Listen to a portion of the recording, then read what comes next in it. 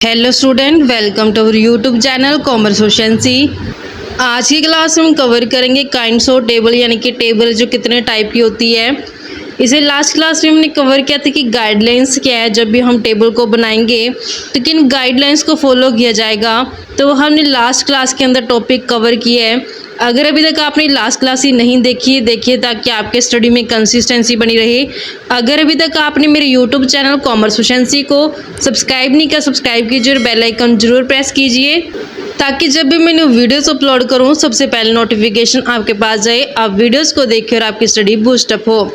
Cover करते हैं kinds of table कि जो टेबल को क्लासीफाई किया जाता है वो 3 बेस पे किया जाता है।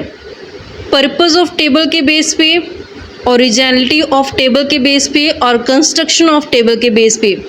जैसे कि यहाँ पे काइंड ऑफ टेबल यानी कि टेबल कितने टाइप की होती है, इसको 3 बेस पे डिवाइड कर दिया गया है अकॉर्डिंग टू पर्पस। इसमें आगे फर्दर 2 टाइप में इसको डिवाइड किया गया है, जनरल पर्पस टेबल और स्पेशल पर्पस टेबल।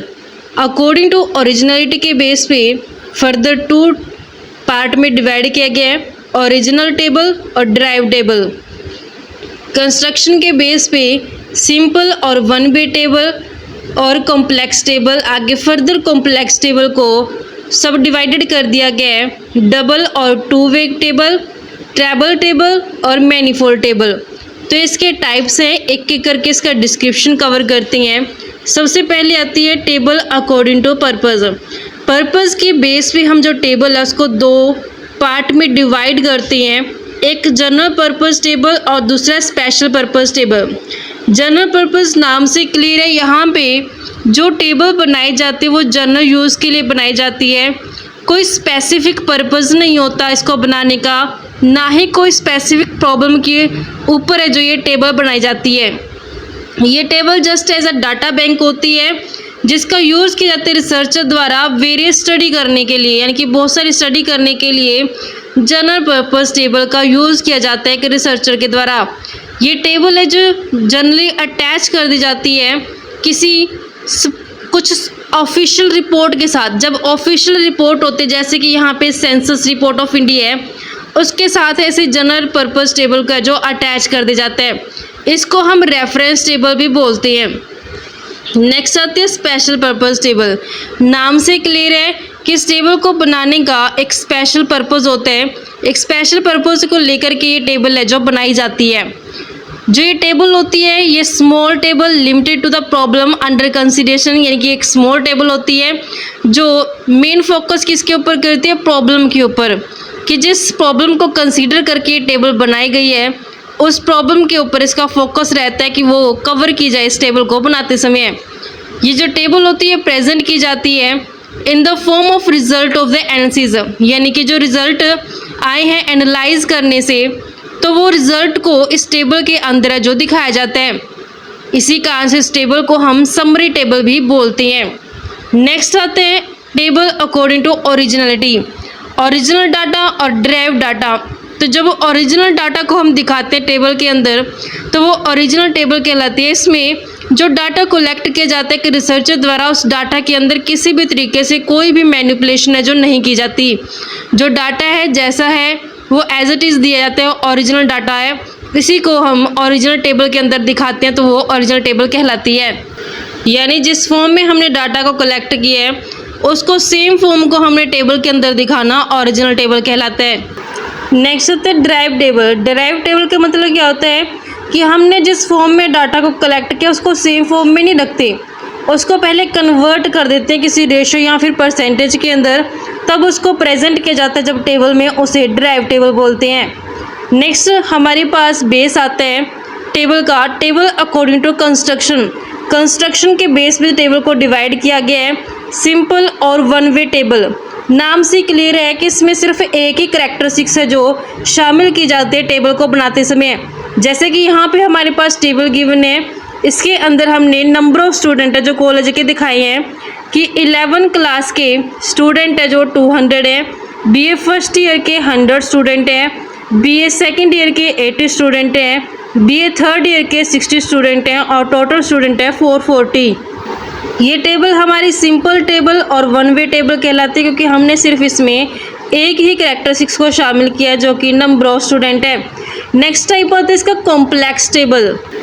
जब एक टेबल के अंदर एक से ज़्यादा कैरेक्टरिस्टिक्स को शामिल किया जाता है उसे कॉम्प्लेक्स टेबल कहते हैं। आगे फर्दर इसको डिवाइड किया गया पार्ट्स के अंदर, जैसे कि डबल और टू वे टेबल। नाम से क्लियर है, डबल और टू वे टेबल यानी इसके अंदर हम दो कैरेक्टरिस्टिक्स को जो शामिल करके चलेंगे।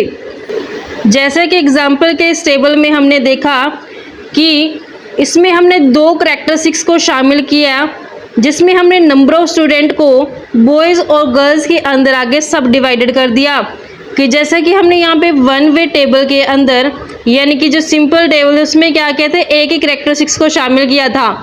+1 के 200 स्टूडेंट है। अब इसमें टू वे टेबल में क्या किया, जो ये 200 स्टूडेंट थे उसको फर्दर टू कैरेक्टरिस्टिक्स में डिवाइड कर दिया कि उस नंबर ऑफ स्टूडेंट में बॉयज़ कितने हैं और गर्ल्स कितने हैं।